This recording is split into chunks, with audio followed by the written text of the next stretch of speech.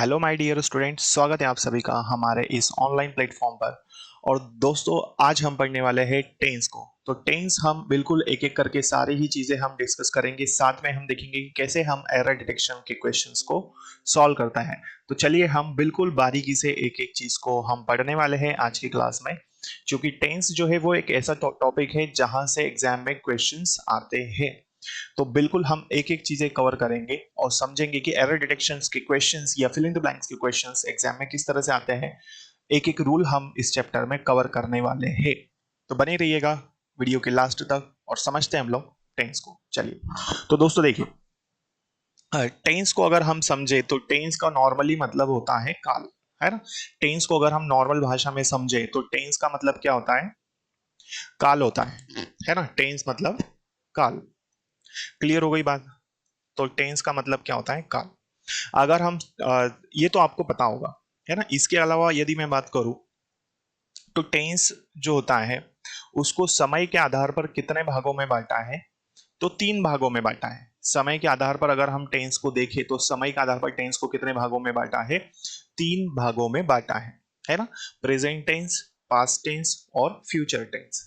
Clear हुई बात? तो समय के आधार पर टेंस को कितने भागों में बांटा है?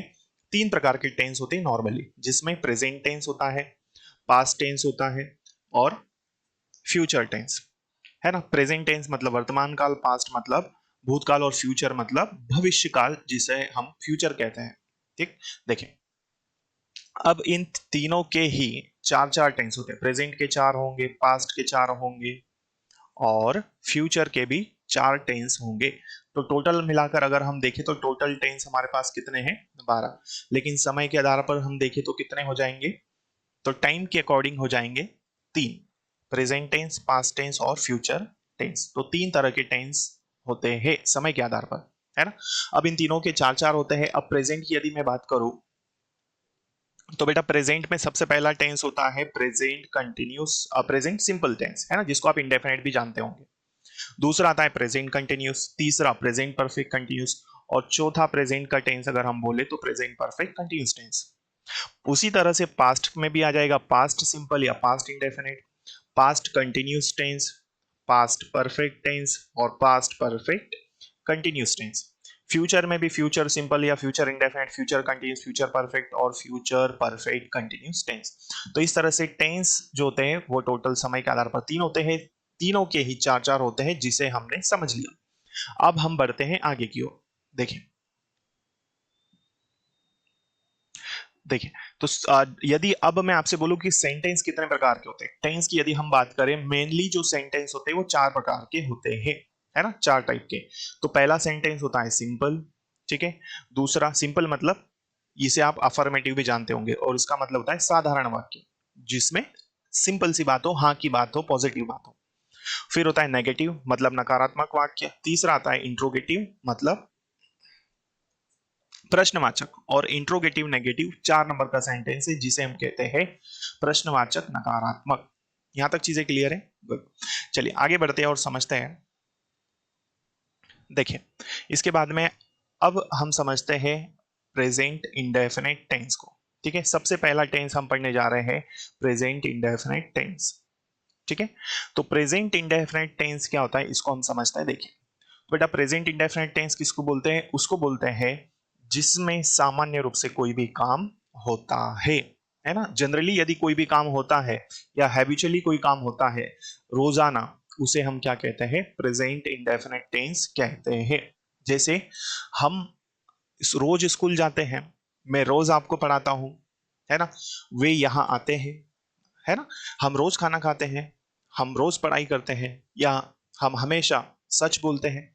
तो इस तरह के जितने भी सेंटेंसेस होते हैं, इस तरह की जो हैबिट होती है, वो सारी की सारी प्रेजेंट इंडेफिनिट टेंस में होती है। तो इसे हम कह सकते हैं प्रेजेंट इंडेफिनिट टेंस। इसके अलावा प्रेजेंट इंडेफिनिट टेंस क्या होगा? सामान्य रूप से कोई भी काम वर्तमान में होता है, उसे हम क्या कहेंगे? प्रेजेंट इंडेफिनिट, है ना। या हिंदी में अगर हम समझे कि जिन हिंदी के वाक्यों में क्या आता है लास्ट में, ता है, ती है, ते है, ऐसे शब्द हमको देखने को मिलते हैं, तो बेटा उसको हम बोलेंगे present indefinite tense. I hope ये चीज आप समझ चुके होंगे। अब हम एक एक करके सारी चीजें पढ़ेंगे। देखिए, बहुत इंपॉर्टेंट चीज बता रहा हूं, यहां से क्वेश्चंस बनते हैं, ध्यान से समझना, है ना। हो सकता है आपने ना पढ़ा हो। देखिए, तो समझिएगा। तो पहला सबसे पहले हमने देखा यहाँ पर कि सिंपल सेंटेंस होता है ना। तो सिंपल सेंटेंस होता है, तो सिंपल सेंटेंस हम पढ़ रहे हैं, और सिंपल सेंटेंस प्रेजेंट इंडेफिनिट का पढ़ रहे हैं। और अगर हम प्रेजेंट इंडेफिनिट की बात करें तो प्रेजेंट इंडेफिनिट का जो सूत्र होता है वो क्या होता है, सबसे पहले आएगा सब्जेक्ट। ओके, सबसे पहले क्या आएगा बेटा, सब्जेक्ट आएगा। तो डियर स्टूडेंट्स, इसके सूत्र में क्या है, सबसे पहले सब्जेक्ट, वर्ब का फर्स्ट फॉर्म और ऑब्जेक्ट। तो अब हम देखते हैं सब्जेक्ट क्या होता है पहले। ठीक है, सब्जेक्ट में बता रहा हूं, हो सकता है आपको पता हो, लेकिन आप में से कई बच्चे ऐसे होंगे जिन्हें ये चीज ना पता होगी, नहीं पता होगी।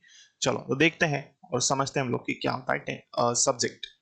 तो बेटा सब्जेक्ट की मैं बात कर रहा हूं आपसे, और सब्जेक्ट जो होता है उसको हम कहते हैं कर्ता, है ना, या जो काम को करता है वो क्या कहलाएगा, सब्जेक्ट। जैसे मैं पढ़ाता हूं तो कौन पढ़ाता है, मैं।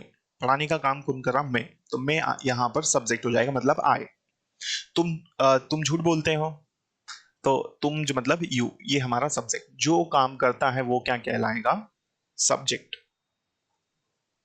अब देखो यहां पर अगर हम देखें सब्जेक्ट्स कौन कौन से होते हैं, तो सब्जेक्ट्स बेटा ये सारे सब्जेक्ट्स हैं।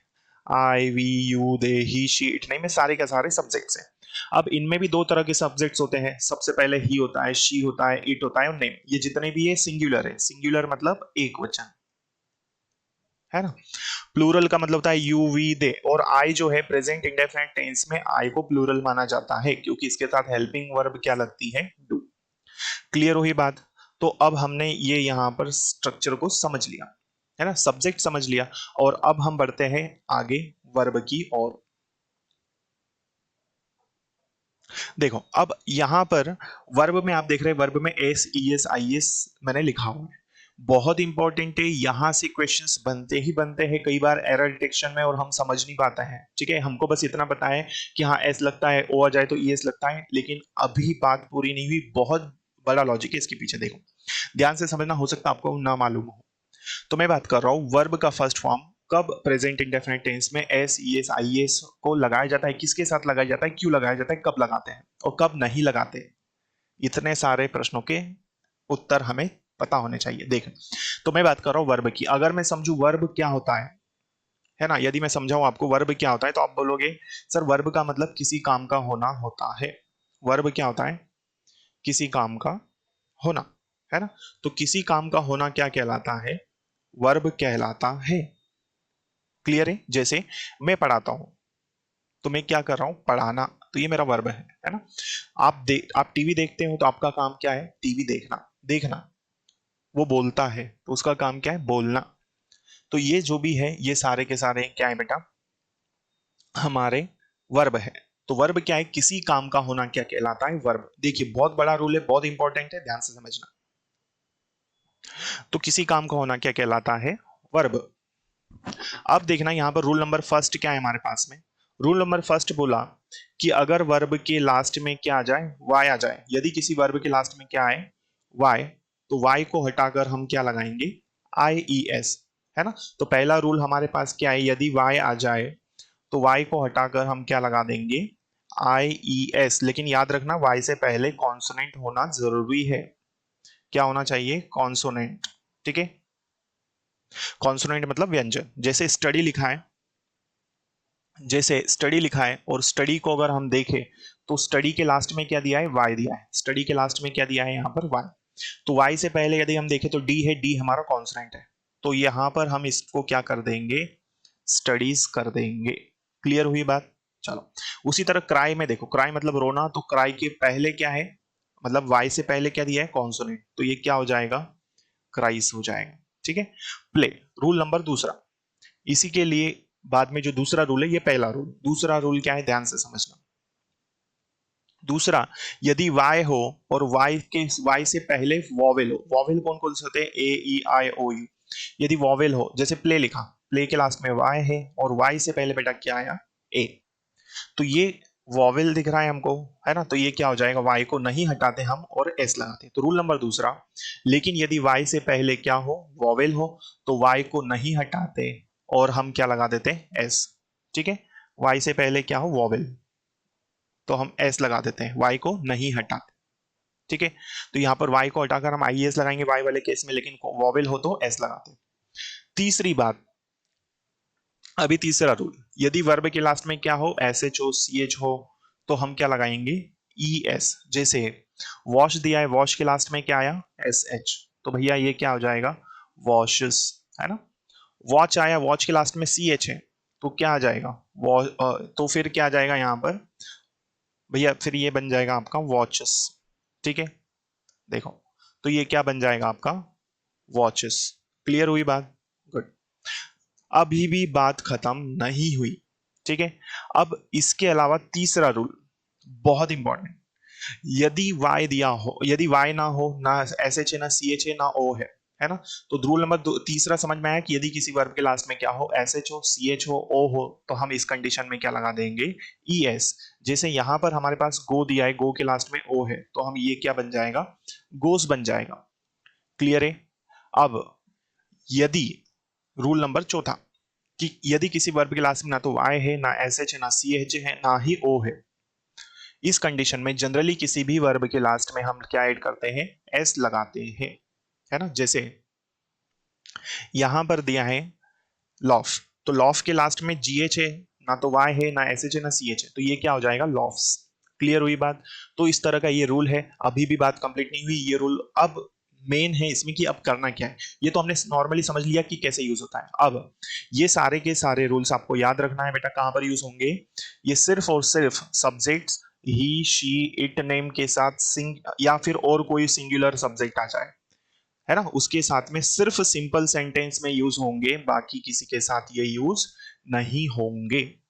तो ये ध्यान से याद रखना है आपको, ठीक है। कहां पर यूज होंगे, ये सिर्फ सिंपल सेंटेंस में, किसके साथ, है ना, सिर्फ बोला किसके साथ, याद से, ध्यान से, सिंपल सेंटेंस या अफर्मेटिव सेंटेंस में किसके साथ, ही, शी, इट या नेम के साथ में ही यूज होंगे, लेकिन आई, वी, यू और दे के साथ ये रूल नहीं लगेगा। क्लियर है। और ना ही ये नेगेटिव सेंटेंस में होगा, ना इंट्रोगेटिव में, ना ही इंट्रोगेटिव नेगेटिव में। क्लियर, तो सिर्फ सिंपल सेंटेंस में यूज होता है। आई होप ये चीज आप समझ चुके होंगे। चलो आगे देखें और समझते हैं कि क्या है। देखो, तो ये हमने वर्ब पढ़ लिया, अब हम पढ़ते हैं ऑब्जेक्ट, है ना। ऑब्जेक्ट क्या है, देखो, अभी हम एरर डिटेक्शन के क्वेश्चंस भी समझेंगे, ध्यान से समझिएगा, ठीक है, इसी पर बेस्ड होते हैं, देखते हैं। तो अब हमारा आया ऑब्जेक्ट, है ना। ऑब्जेक्ट क्या होता है, तो भैया ऑब्जेक्ट होता है, जो काम हो क्या रहा है उसे ऑब्जेक्ट कहते हैं। किसको, जैसे मैंने बोला मैं इंग्लिश पढ़ाता हूं, तो मैं पढ़ाता तो हूं, तो मैं हुआ सब्जेक्ट, क्या कर रहा हूं, पढ़ा रहा हूं, पढ़ाता हूं, तो पढ़ाना वर्ब, क्या पढ़ाता हूं वो मेरा ऑब्जेक्ट है, तो सर इंग्लिश मेरा ऑब्जेक्ट है ना। हम स्कूल जाते हैं, हम मतलब सब्जेक्ट, जाते तो है वर्ब, और कहाँ जा रहे हैं वो आपका ऑब्जेक्ट, तो वो हो जाएगा आपका ऑब्जेक्ट मतलब स्कूल। क्लियर। तो ये हमने सब्जेक्ट, वर्ब और ऑब्जेक्ट को समझ लिया। देखो, अब हम एक एक करके सेंटेंस बनाते, साथ में कुछ क्वेश्चंस भी सॉल्व करेंगे। देखिए, तो सबसे पहले दिया है सब्जेक्ट प्लस वर्ब का first form plus S, E S, I S plus object, तो ये हमारा प्रेजेंट इंडेफिनिट टेंस है। अब हम इसको बनाते हैं। देखो, तो भाई सबसे पहले क्या करेंगे हम लोग, सब्जेक्ट दिया है, यदि मैं इस सेंटेंस का सब्जेक्ट देखूं तो क्या है, ही। इसके बाद मुझे चाहिए वर्ब का फर्स्ट फॉर्म। वर्ब क्या है यहाँ पर, टेक, है ना, यही होगा हमारा वर्ब, बिल्कुल। अब हम ये चेक करेंगे कि वर्ब में एस, एस, आई एस लगेगा या नहीं लगेगा। तो अभी हमने रूल में पढ़ा था वर्ब वाले में कि यदि हमारा सब्जेक्ट क्या होता है, ही, शी, इट, नेम होता है। देखो यहां पर हमने पढ़ा था कि यदि हमारा सब्जेक्ट क्या होता है, ही, शी, इट, नेम या कोई सिंगुलर होता है, तो हम उसके साथ लगाते हैं। तो अभी तो सिर्फ हमको ये पता चला है कि हाँ ये रूल अप्लाई होगा, लेकिन हमको ये नहीं पता है कि इसमें से क्या लगाएंगे हम लोग। ठीक है, यहां हमने कंफर्मेशन ले लिया। अब देखो आगे, तो इतना कंफर्म करने के बाद,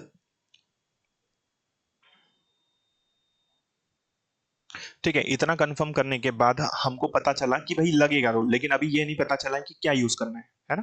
तो देखिए, तो क्या टेक के लास्ट में वाई है, नहीं है, एस एच है, नहीं है, सी एच नहीं है, ओ भी नहीं है, तो जनरली किसी भी वर्ब के लास्ट में हम क्या ऐड कर देते हैं, एस, तो ये क्या हो जाएगा, टेक्स। तो ही टेक्स और ऑब्जेक्ट क्या है इसमें, फूड, तो वो खाना खाता है। ठीक है, तो सामान्य रूप से वो खाना खाता है। तो ये सिंपल सेंटेंस हुआ। क्लियर। चलो एक एग्जांपल और देख लेते हैं इसका, ये है ना। देखो उसी तरह यदि हम और एग्जांपल की बात करें, तो जैसे ये सेंटेंस दिया है, सबसे पहले हमें सब्जेक्ट लेना है, तो क्या आ जाएगा, दे के बाद वर्ब का फर्स्ट फॉर्म, तो वर्ब क्या है इसमें, हेल्प। अब हेल्प में S E S I S हमको चेक करना है, तो ये नहीं लगेगा। क्यों नहीं लगेगा, क्योंकि दे हमारा क्या है, प्लूरल सब्जेक्ट है, तो इसके साथ हम यूज नहीं करेंगे। तो हेल्प, और ऑब्जेक्ट बचा, तो ऑब्जेक्ट क्या है, अस, तो दे हेल्प अस, वो हमारी मदद करते हैं। क्लियर, या वे हमारी मदद करते हैं। आई होप ये चीज आप समझ चुके होंगे। चलो, तो ये हमने पढ़ा है सिंपल सेंटेंस, और अब हम पढ़ेंगे इसके बाद एरर डिटेक्शन का एक क्वेश्चन हम ले लेते हैं। देखो एक क्वेश्चन आपके सामने दिया है, क्या है देखें। तो how well a person complete his on task it depends upon his knowledge. कितने अच्छे से एक व्यक्ति अपने काम को पूरा करता है, यह निर्भर करता है उसके ज्ञान के ऊपर, या जो भी है ऐसा इन्होंने बोला है ना। तो कितने अच्छे से एक व्यक्ति अपने टास्क को पूरा करता है, यह निर्भर करता है उसके ज्ञान पर। तो अब इसमें एरर फाइंड करना है हमको। देखिए, तो एरर का मतलब होता है गलती, किसी एक पार्ट में ग्रामेटिकल मिस्टेक है, उसे हमें फाइंड करना है। तो ये देखिए, ये हमारा फर्स्ट पार्ट है, हाउ वेल अ पर्सन, है ना। अब ये फर्स्ट पार्ट है, अगर हम यहां पर देखिए तो ये अ पर्सन लिखा है, अ पर्सन लिखा है, इट मींस ये हमारा क्या है, सिंगुलर है ना, एक वचन है। और अभी हमने पढ़ा था कि सिंगुलर वर्ब के साथ में वर्ब में एस लगता है, तो ये कंप्लीट्स जो है ये हमारा वर्ब है यहाँ। तो ये वर्ब भी कैसा होना चाहिए, सिंगुलर, तो इसके साथ में एस लगना चाहिए। एरर कहां पर है, पार्ट नंबर सेकंड में एरर है। क्लियर हुई बात यहां तक। तो कितने अच्छे से एक व्यक्ति अपने काम को पूरा करता है, ये निर्भर करता है उसके ज्ञान के ऊपर। ठीक है, तो अ पर्सन सिंगुलर सब्जेक्ट था, इसलिए एरर कहां पर है, पार्ट नंबर बी में, जिसमें कंप्लीट गलत दिया हुआ है, जहां पर एस होना चाहिए। ठीक है, गुड। तो ये था हमारा आज का सेशन, जिसमें हमने देखा सिंपल सेंटेंस को कैसे बनाते हैं, साथ में हमने एरर डिटेक्शन के क्वेश्चंस भी सॉल्व करें। और आने वाली क्लासेस में हम देखेंगे कि कैसे हम चीजों को सॉल्व करते हैं। ठीक, चलो। तो आने वाली क्लासेस में हम नेगेटिव इंट्रोगेटिव और इंट्रोगेटिव नेगेटिव सेंटेंस को पढ़ेंगे। तब तक के लिए जय हिंद, जय भारत, भारत माता की जय। क्लास यदि अच्छी लगी हो तो लाइक करना ना भूलें, और ज्यादा से ज्यादा लोगों तक आप इसे जरूर शेयर करें। थैंक यू सो मच, जय हिंद।